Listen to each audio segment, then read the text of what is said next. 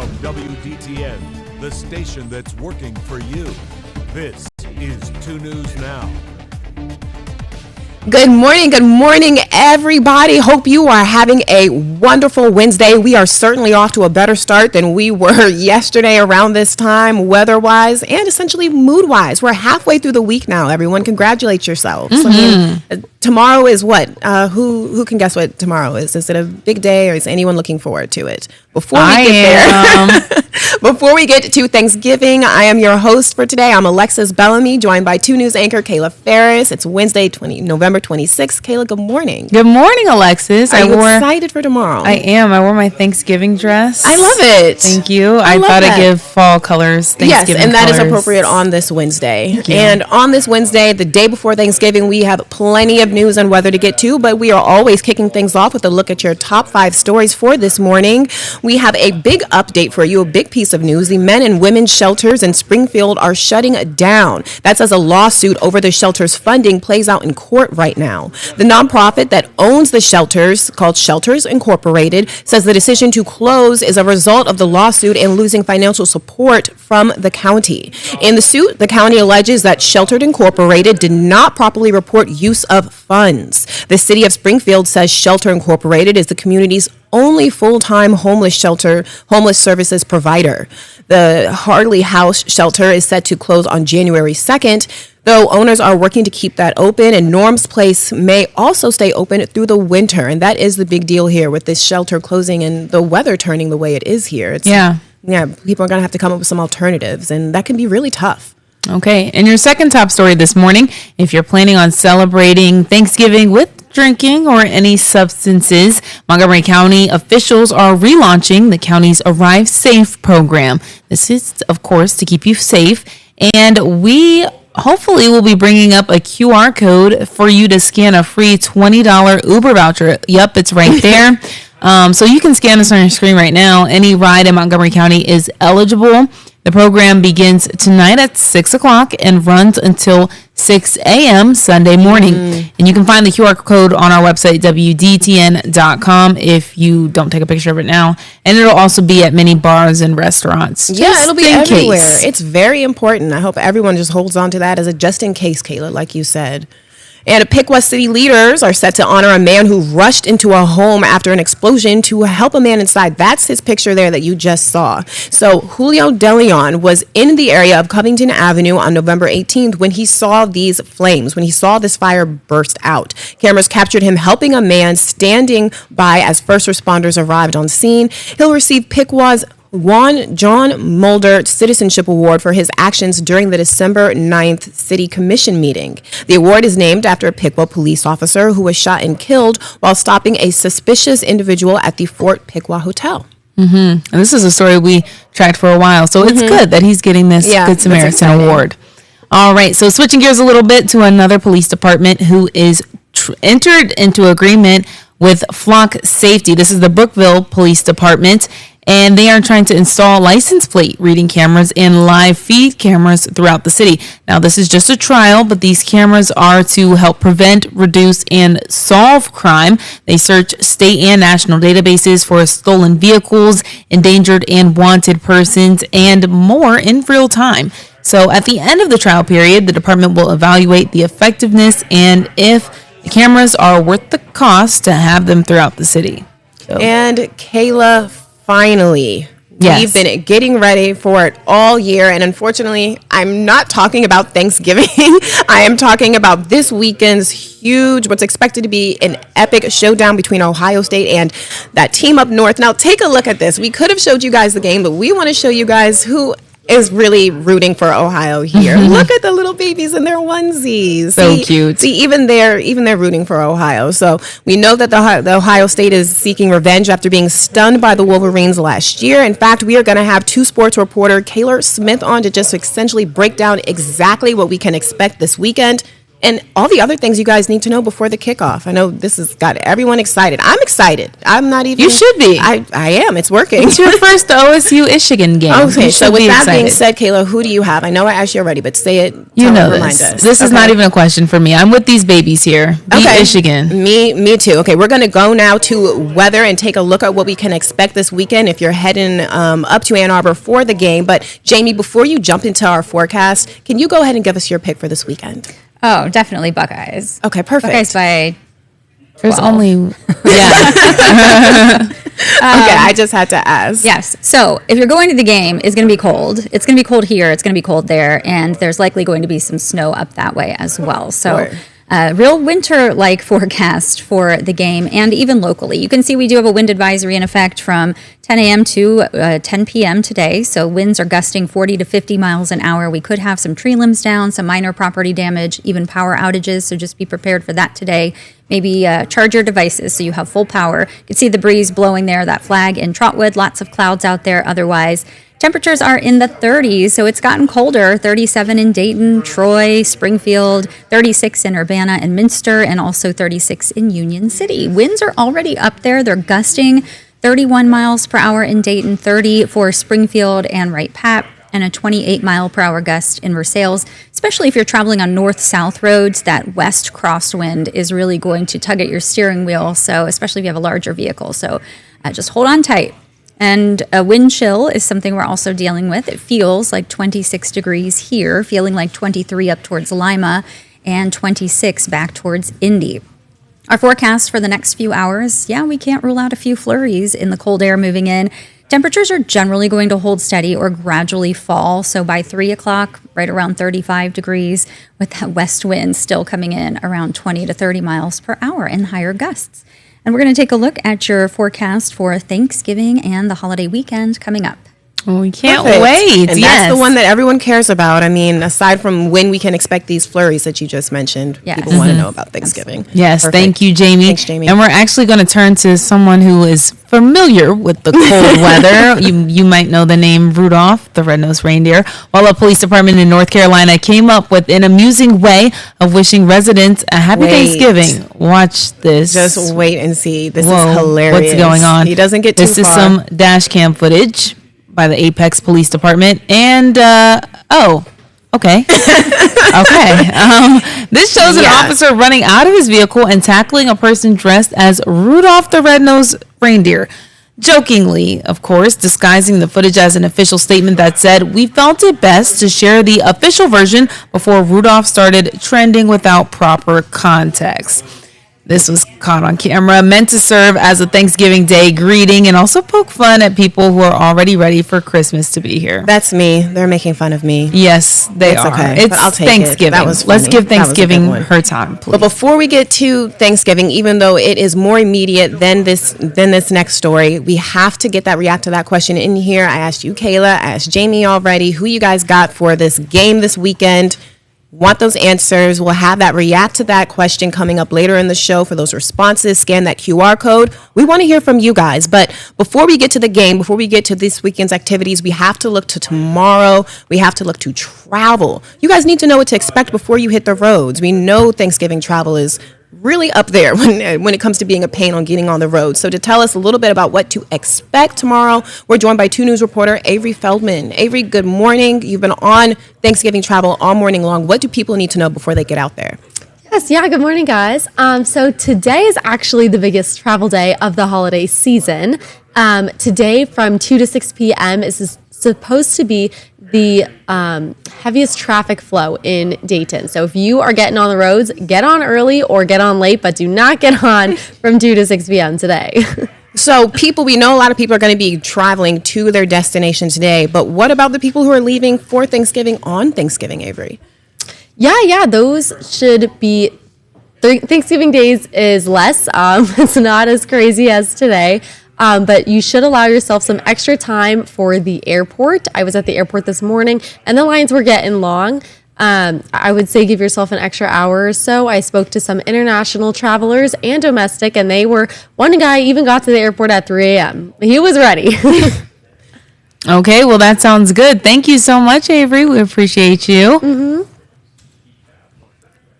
Alrighty, looking ahead, the Montgomery County Animal Resource Center will be temporarily closing kennels and limiting the intake of animals. And that's because they're updating the kennels to improve care, comfort, and safety of the animals that go there. Now, if you spot a lost dog, still call the center and its team will create a report and prioritize the call for service and walk you through what to do next. However, this will not affect lost and found services, the scanning pets for microchips and other services, as well as offering supplies to help finders and owners. So that's something to keep in mind as we move through the weekend here. And we're going to take a quick break now, 11:10. On the other side, we've got a longer look at weather, what you need to know before the holiday gets here, and all the details about this weekend's mashup. 2 Sports reporter Kayla Smith will break it down for us. Don't go away. 2 News Now, brought to you by Universal Windows Direct. Hi, I'm Dan, the owner of Universal Windows Direct of Dayton. This is Bowie. He's been sniffing out the coolest winter deals for you. For a limited time, buy 2 windows, get 2 free. Get $250 off for patio doors and entry doors, $1,500 off for roofing, and $2,000 off for siding. Plus this week, 24 months interest-free financing for all products. Keep the cold out and the savings in. Give us a call now.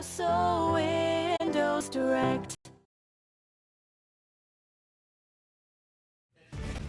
Welcome back, everyone. Your time right now is 11:13. It's also time for that countdown to the 2026 Winter Olympics. We know we have 71 days to go until that torch is lit. And remember, you can watch it here on WDTM Plus next year when it finally rolls around. We'll have plenty of coverage for you. We're going to take a look now and turn to weather, everything you guys need to know before we head out the door. If you're heading out the door this weekend to Ann Arbor, I'm not. Kayla, are you heading out the door to Ann Arbor this weekend? am not. I'm going to be watching the game on TV. But okay. I am headed to Columbus right after this because I'm spending some time with my family. So, Good Jamie, for what you. can I expect when I leave here? It's going to be really windy, but thankfully you're traveling in a west to east direction, so the wind won't impact you as much as if you were traveling north-south. So if you're going up to Toledo or Cleveland, that's where it's really going to become a problem because it is a pretty strong west wind behind this cold front that came through this morning.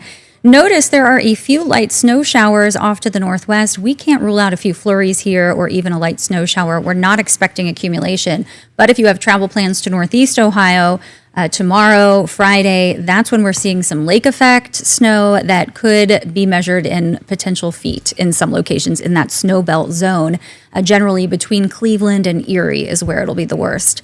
So our precipitation chance today is just about 20%, and it's going to be mainly a flurry or two.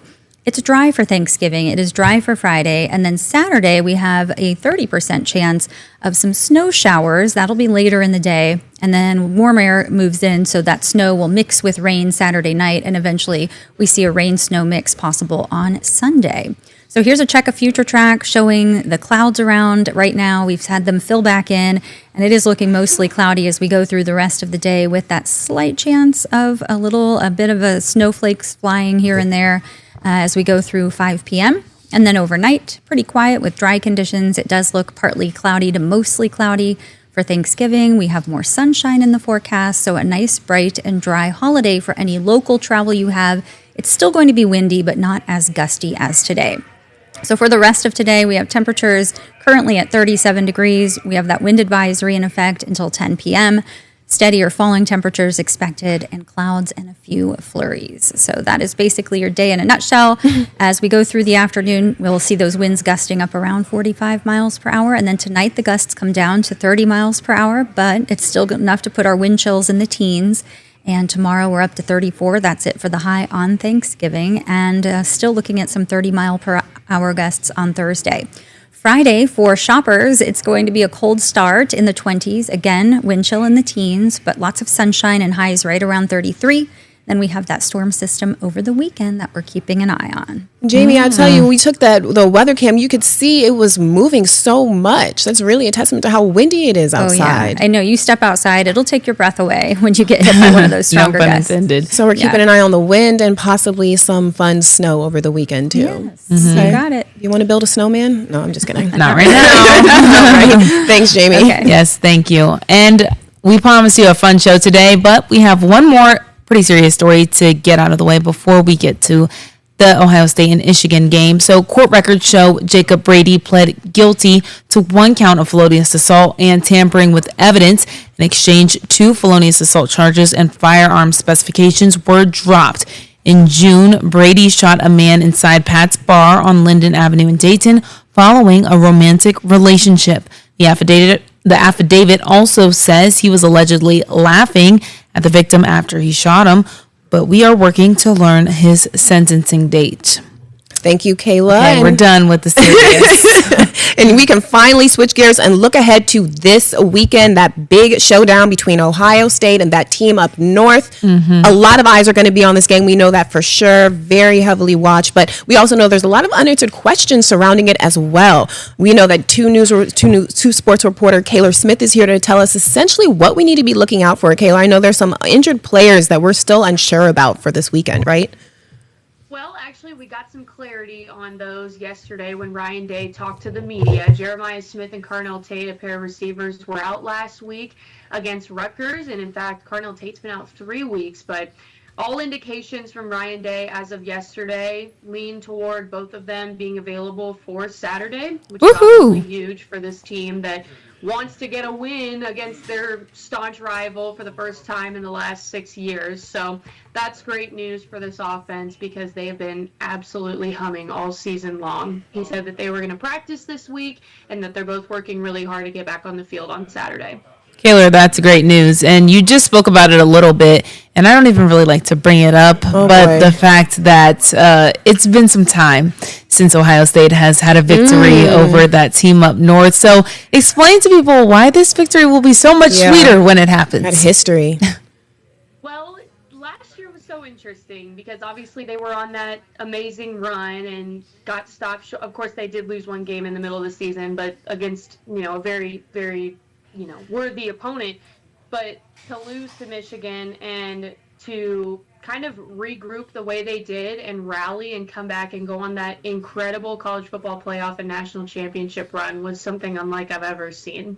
So, it was, while obviously nobody that is a Buckeye fan wants to lose that game, it kind of really did rally the troops to go on that run that they did at the end of the season. So it was really impressive to see how they bounced back.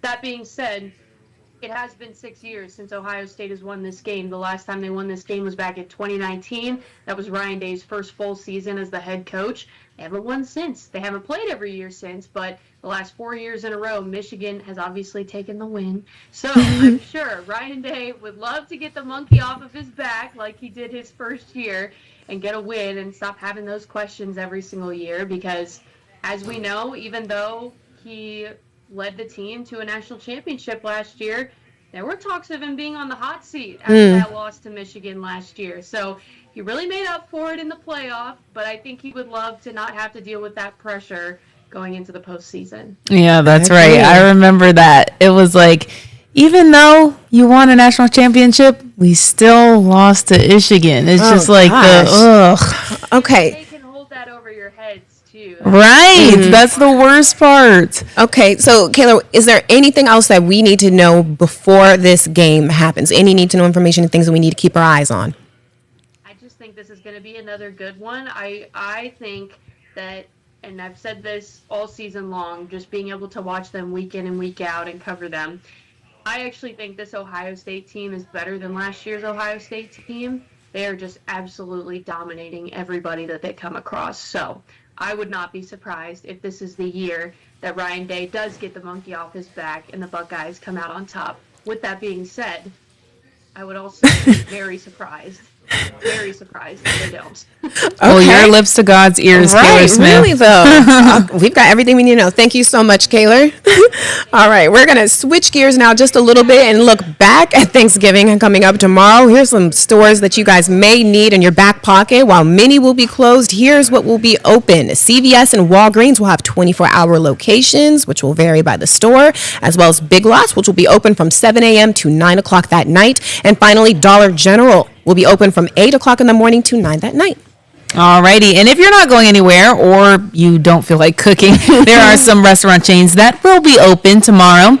Cracker Barrel, IHOP, and Waffle House should all be open, but some restaurants like Applebee's and Buffalo Wild Wings could be open depending on who owns and operates the locations, but you can always just call ahead and confirm to be sure that they will in fact be open tomorrow. Yes, plenty of stuff to look forward to. Plenty of things to be open. If you are one of those people who is not going to be cooking a large meal, maybe you just need something for yourself, you have options. Confirm. Good. On the other side of the break, we've got to look at those react to that responses and what's coming up in Living Dayton before Thanksgiving. Who's in the kitchen? Don't want to miss out. We'll be right back.